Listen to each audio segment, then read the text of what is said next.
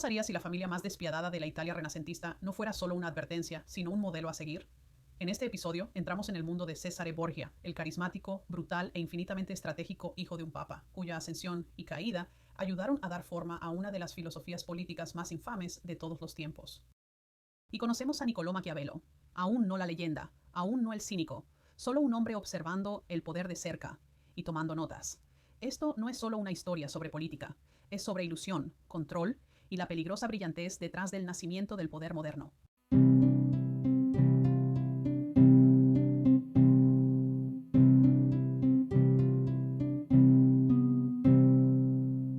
Bienvenidos a Gateway Books de Crestans, donde la ficción histórica nunca es solo una historia y el pasado nunca es realmente pasado. Soy su anfitriona, Cindy Cruz, y si alguna vez te has dicho solo un capítulo más y de repente son las 3:00 am y estás buscando en Google la caída de Florencia, bueno, estás en el lugar correcto. Este es un podcast para los curiosos de la historia, los obsesionados con la ficción y los discretamente enamorados de los libros. En cada episodio emparejamos un poderoso libro de ficción histórica con la historia real que lo acompaña, y a veces lo desentraña por completo. El episodio de hoy está patrocinado por Crestans, donde los lectores pueden encontrar ropa, decoración para el hogar y accesorios inspirados en los libros que nos mantienen despiertos por la noche. Explora más en crestans.com. Entonces, ¿a dónde nos dirigimos en este episodio? Comenzaremos con La familia de Mario Puzo, una novela que nos sumerge en la órbita de Cesare Borgia y un joven Niccolò Maquiavelo. Luego nos adentraremos en El Príncipe, la aguda y perturbadora guía de Maquiavelo sobre el poder, escrita después de presenciar de cerca a los Borgia. Y finalmente analizaremos Maquiavelo, sobre política y poder, de John Lee Anderson, una biografía que nos ayuda a separar al hombre del mito y entender cómo su nombre se convirtió en un adjetivo. Es un viaje a través de la ambición, la ilusión y las raíces de la política moderna. Ahora vamos a ello. No solo un papa, sino un estratega, un hombre que no simplemente heredó el poder, sino que lo fabricó, lo jugó como un juego de ajedrez y se coronó a sí mismo como el rey del tablero. Cuando Rodrigo se convirtió en el Papa Alejandro VI en 1492, el papado no era tanto una vocación divina como un premio político.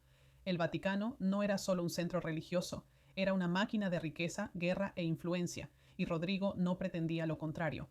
Ejercía el poder como un jugador experimentado, maneja las cartas, cerca del pecho, plenamente consciente de lo que está en juego. La familia de Mario Puzo, sí, el mismo Puzo que nos dio El Padrino, retrata a Rodrigo como tanto titiritero como patriarca. Es despiadado, indulgente, calculador, pero sobre todo es deliberado. Cada alianza, cada soborno, cada bendición, medidos para obtener la máxima ventaja.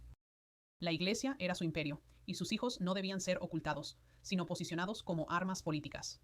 Y esto nos lleva a Cesare. Cesare Borgia, el hijo ilegítimo de Rodrigo, nunca estuvo destinado a permanecer en segundo plano.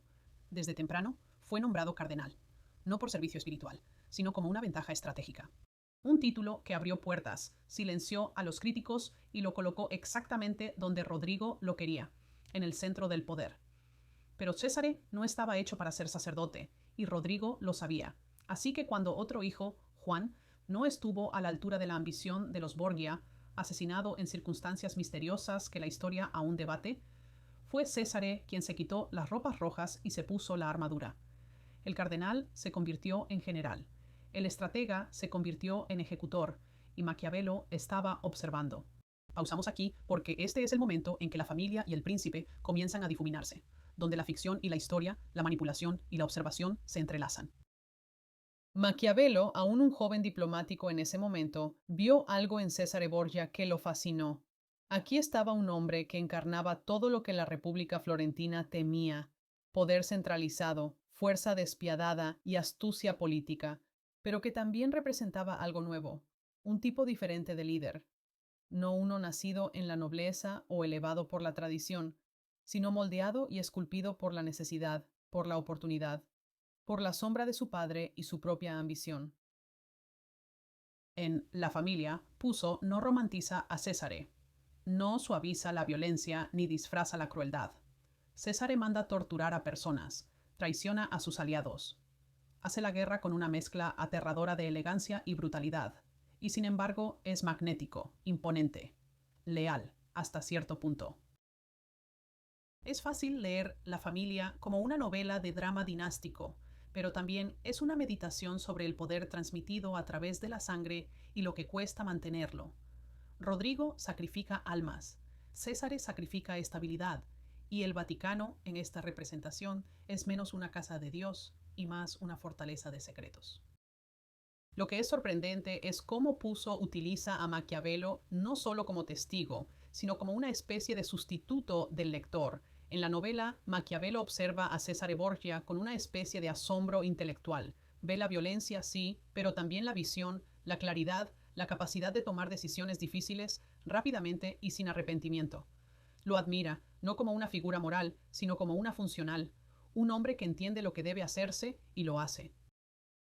Esto es clave, porque cuando Maquiavelo finalmente escribe El Príncipe, no es un manual de instrucciones para tiranos, aunque a menudo se interprete de esa manera, sino una exploración brutalmente honesta de lo que se necesita para mantener el poder en un mundo tan fracturado y peligroso como la Italia del Renacimiento. Y Cesare Borgia, según el propio Maquiavelo, fue el modelo, no el héroe, no el villano, el ejemplo. El retrato de Cesare en la familia de Puzo se adentra en esta complejidad. Cesare es brillante y aterrador, cautivador y frío. Entiende la debilidad humana porque ha crecido rodeado de ella. Sabe que la lealtad es efímera, que la alianza es corrupción, que el miedo dura más que el amor. Pero también es humano. Y esto, creo yo, es lo que hace que la novela sea tan absorbente. No convierte a Cesare en una caricatura del mal. Tampoco convierte a Maquiavelo en un villano. En cambio, muestra cómo el poder actúa sobre las personas. Las deforma, las pone a prueba, las moldea y a veces las revela. Toma la relación entre Rodrigo y Cesare. No es solo de padre e hijo, es de mentor y arma, de patrón y sucesor. Las ambiciones de Rodrigo no terminan con su propio reinado. Ve a Cesare como el que llevará el nombre Borgia más allá de la iglesia hacia el gobierno secular, hacia el legado. Y Cesare también lo quiere, pero lo quiere en sus propios términos. Así que cuando Rodrigo muere, Cesare queda expuesto. Ya no protegido por el trono papal, se vuelve vulnerable a los mismos enemigos que una vez superó. Es una de las grandes ironías de esta historia, tanta estrategia, tanta brutalidad, y al final todo depende de una sola muerte, una única ausencia que desmantela la máquina. Hay una escena en la familia donde Maquiavelo y César finalmente hablan con honestidad, sin máscaras, sin títulos, sin actuación.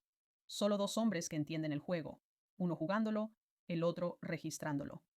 Es un momento breve, pero poderoso, porque nos recuerda que Maquiavelo no estaba escribiendo desde la teoría. Escribía desde la experiencia, desde la observación, desde estar en la sala. Vio lo fácilmente que un estado podía colapsar, qué rápido podían cambiar las personas, qué frágil era el orden en un mundo de ambición y traición. Y Cesare Borgia, con todo su encanto y crueldad, era el caso de estudio perfecto.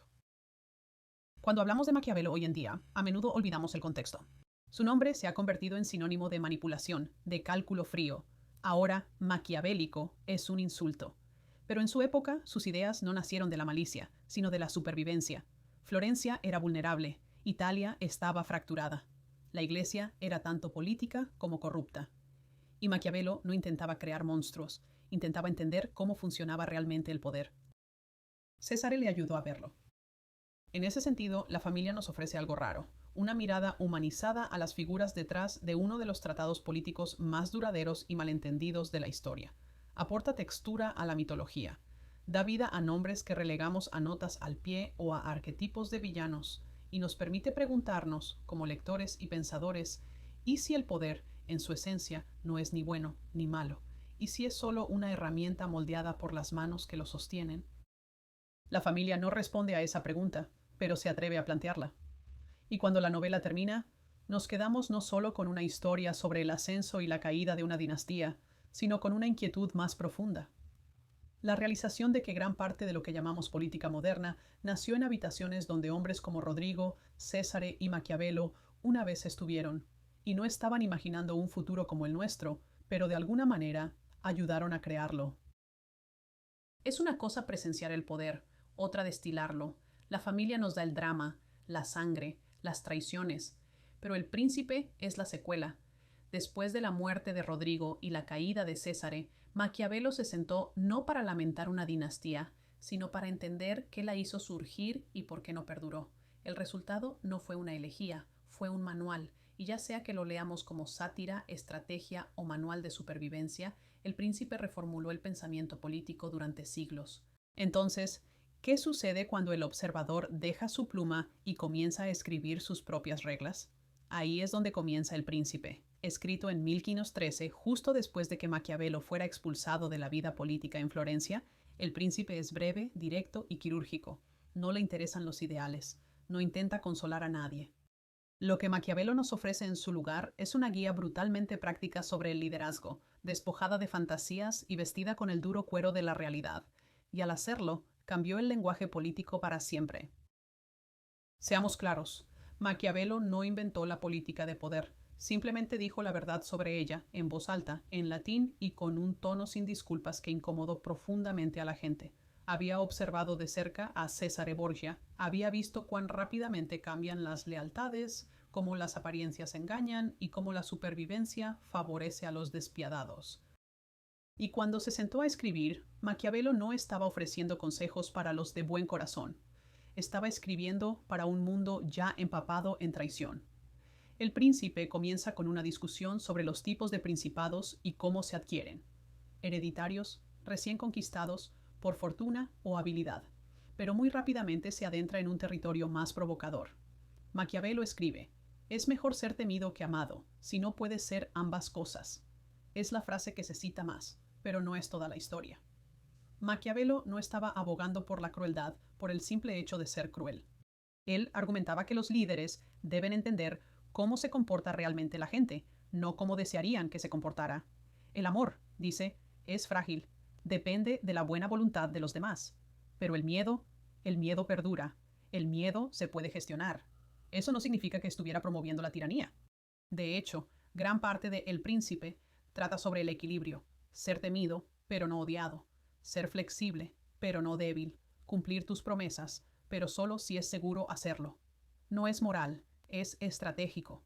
Y aquí es donde las cosas se ponen incómodas, porque Maquiavelo no pretende que la política sea sobre la virtud. No la disfraza con ideas nobles. Lo reduce a la mecánica. ¿Quién tiene el poder? ¿Cómo lo mantienen? ¿Cómo lo pierden? Utiliza ejemplos, algunos antiguos, otros recientes. Y sí, menciona a Cesare Borgia, llamándolo un líder que hizo todo lo que un hombre prudente haría. Alaba la determinación de Cesare, su capacidad para eliminar enemigos rápidamente y su comprensión de las apariencias.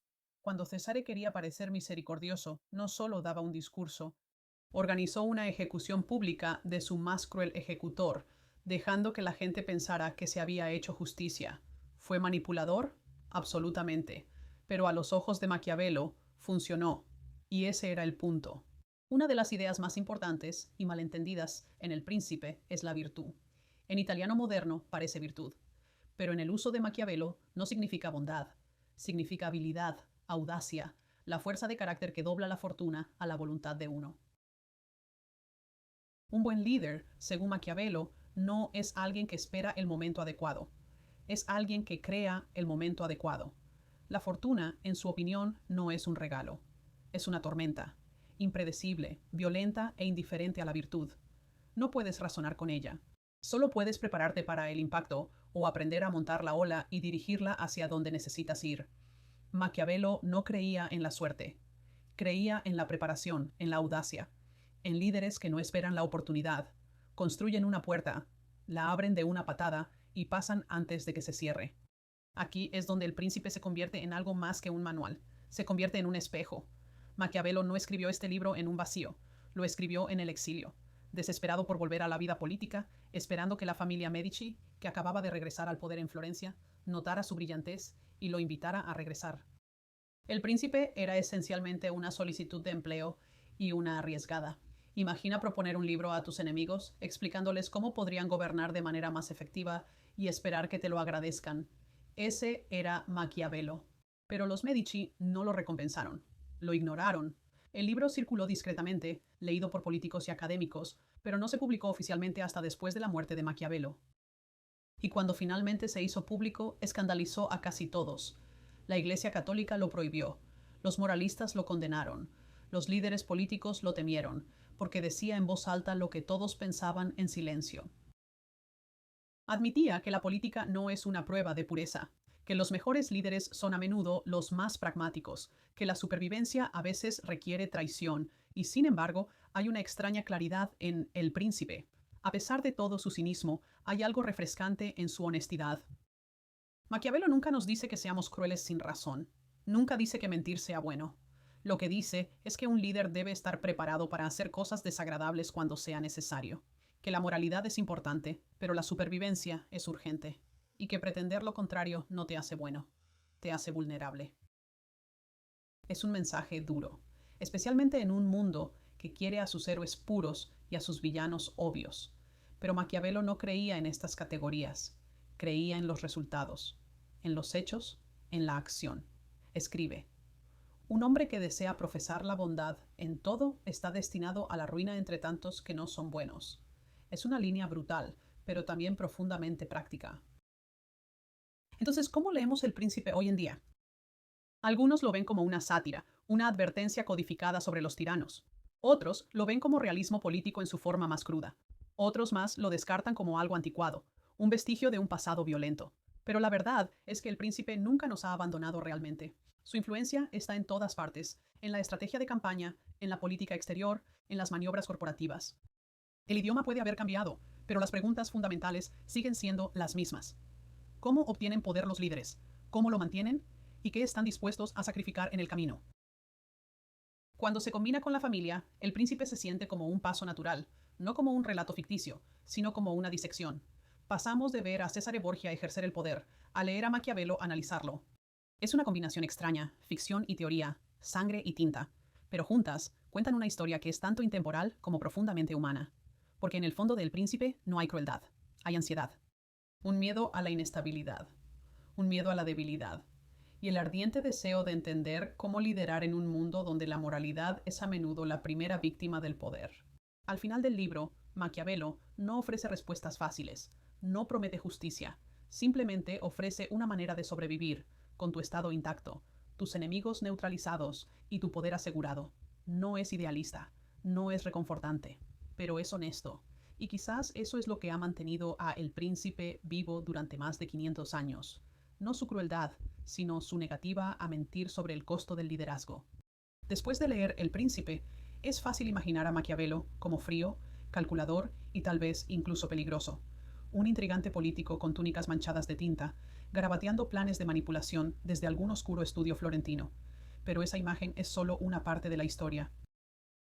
En Machiavelli, sobre política y poder, John Lee Anderson nos ofrece una visión más completa. El hombre detrás del mito, el pensador detrás de la reputación. Y lo que emerge no es un monstruo, sino una paradoja. Un patriota que amaba su ciudad, un escritor moldeado por el exilio y un hombre cuya obra más convencional surgió de un profundo fracaso personal. Niccolò Maquiavelo no nació en la riqueza ni en la nobleza. Nació en Florencia en 1469, en una familia modesta pero educada. Entró al servicio público, no por privilegio, sino por competencia. A principios de sus 30 años ya era una figura clave en la República Florentina, manejando la diplomacia, negociando con príncipes y, aún más precariamente, tratando de mantener a Florencia fuera de las garras de Francia, España y los siempre ambiciosos estados papales. Conoció a reyes, conoció a generales, conoció a Cesare Borgia, pero luego todo se desmoronó. Cuando la familia Medici recuperó el poder en 1512, Maquiavelo fue arrestado, torturado y exiliado. Perdió su trabajo, su ciudad y por un tiempo su voz en la política. Fue entonces cuando escribió El Príncipe, no como una declaración triunfal, sino como un último intento desesperado de volver a ser relevante. John Lee Anderson no pasa por alto nada de esto. Nos muestra a un Maquiavelo que es tanto brillante como amargado, no un consejero obsesionado con el poder, sino un observador marginado que intenta entender por qué el poder funciona de la manera en que lo hace y por qué, a pesar de su lealtad y experiencia, lo había perdido. El don de Anderson es que restaura el contexto. Nos recuerda que Maquiavelo no inventó la crueldad política, él la sobrevivió. Escribía en una época en la que las alianzas se rompían semanalmente, cuando los ejércitos papales arrasaban ciudades y cuando Florencia podía pasar de república a monarquía y viceversa en cuestión de temporadas. El Príncipe nunca fue pensado para ser eterno, fue pensado para ser oportuno. Y sin embargo, aquí estamos 500 años después, todavía debatiéndolo, todavía enseñándolo, todavía sospechando de él, Lo que Anderson hace también es despojar el cinismo que se ha adherido al nombre de Maquiavelo. Nos muestra a un hombre que estaba constantemente negociando con la decepción, personal, política y filosófica. Un hombre que amaba la República, pero no podía negar lo que veía en las cortes de Italia. Un hombre que entendía que las buenas intenciones no siempre conducen a un buen gobierno y que a veces, para proteger a la gente, los líderes tienen que tomar decisiones brutales. Es incómodo, pero es honesto. Una de las partes más sorprendentes del libro de Anderson es cuánto del trabajo de Maquiavelo se encuentra fuera del Príncipe. Escribió comedias, escribió historias, escribió tratados que elogiaban el gobierno republicano, defendían el compromiso cívico e incluso se burlaban de la hipocresía religiosa. El hombre que supuestamente enseñó a los tiranos cómo gobernar también escribió obras de teatro sobre conspiradores que eran engañados por las personas a las que intentaban manipular. Era juguetón, estaba frustrado, y sí, era brillante, pero también fue malinterpretado. Anderson destaca la tensión que definió la vida de Maquiavelo, el choque entre el idealismo y el realismo. Quería una república, creía en la virtud pública, pero había visto demasiado como para ignorar el desorden del poder. Sabía que el miedo, la ambición y la violencia no eran excepciones a la regla, eran la regla. No es que le gustara, es que se negaba a mentir al respecto. La biografía de Anderson nos ofrece otra perspectiva esencial. Maquiavelo no escribía para dictadores, escribía para personas al borde del poder, personas que podrían no sobrevivir sin herramientas afiladas. Estaba fomentando la crueldad, estaba diagnosticando el mundo tal como era. Piénsalo de esta manera. El Príncipe es un manual de supervivencia para una casa en llamas. No se trata de cómo deberían ser las cosas, sino de qué hacer cuando las paredes se están derrumbando y las salidas están bloqueadas. Es fácil descartar ese tipo de pensamiento como sombrío, pero Anderson argumenta que está basado en el cuidado. Cuidado por el Estado, por la estabilidad y por las personas que viven bajo ambos. Maquiavelo había visto a demasiados soñadores destruidos. No quería ser uno de ellos. Así que se adaptó, y al hacerlo, creó una filosofía no de poder por el poder, sino de poder como protección. Hay un momento en el libro de Anderson que se queda contigo. Es una carta que Maquiavelo escribió en el exilio, describiendo sus noches en el campo. Durante el día, cortaba leña y discutía con los campesinos, pero por la noche, dice, se ponía ropas formales, entraba en su estudio y mantenía conversaciones con los antiguos. Es esta imagen la que persigue el libro. No a Maquiavelo como un conspirador, sino como un hombre desesperado por mantenerse intelectualmente vivo. Exiliado, ignorado y frustrado, aún creía en el valor de pensar profundamente sobre el mundo, sobre la política, sobre la naturaleza humana, y esa puede ser su mayor legado. Lo que Anderson nos ayuda a ver es que El Príncipe no es toda la historia. Es una porción de una mente mucho más grande y conflictiva. Una mente que podía escribir cosas como quien se apoya en el pueblo se apoya en el barro y la multitud es voluble, cobarde y codiciosa, pero también la mejor fortaleza se encuentra en el amor del pueblo. Es esta contradicción lo que hace que Maquiavelo perdure. No es limpio, no es consistente, pero es agudo, curioso, implacablemente observador. Y al final, eso es lo que Machiavelli, sobre política y poder, nos ofrece. Un hombre tratando de entender un mundo que gira a su alrededor. Un hombre que no quería el poder para sí mismo, sino que quería comprender cómo funcionaba y cómo podría ser ejercido sin ilusiones. Entonces, ¿qué hacemos con todo esto? Con The Family, vimos el juego del poder en la ficción, en los pasillos manchados de sangre del Vaticano. Con El Príncipe, nos adentramos en la teoría, incómoda, insensible, afilada como una navaja. Y con la biografía de Anderson cerramos el círculo y volvemos al hombre mismo. No un monstruo, no un héroe, solo un escritor, tratando de ver con claridad. Machiavelli no es fácil de querer. Es más difícil de descartar. Y tal vez ese sea el punto. Porque si el poder siempre está en juego, cambiando de manos, moldeando naciones, entonces entenderlo es más que estrategia. Es supervivencia. Y Maquiavelo, defectuoso y exiliado, escribió el manual que nadie más se atrevió a admitir que necesitábamos. Hay algo inquietante en lo familiar que resulta todo esto. Un papa del Renacimiento usando la fe para consolidar el poder. Un hijo brillante convirtiendo el encanto en conquista. Un escritor en el exilio, despojado de influencia, tratando de entender los escombros. Estas no son solo las historias de la familia, el príncipe o la vida de Maquiavelo, son patrones que aún reconocemos hoy, y eso es lo que hace que este episodio perdure. No estudiamos a Rodrigo Borgia porque fue un papa. Lo estudiamos porque expuso la maquinaria detrás del papado. Cómo se podían manipular los títulos, comprar la lealtad y fabricar un legado. No fue el único que lo hizo. Él solo fue el que lo hizo de manera más abierta. Cesare Borgia, a su vez, no es recordado por su crueldad. Es recordado porque, durante un tiempo, funcionó. Logró que la gente se moviera, se doblara, lo siguiera. Su brillantez era innegable. También lo era el daño. Y luego está Maquiavelo.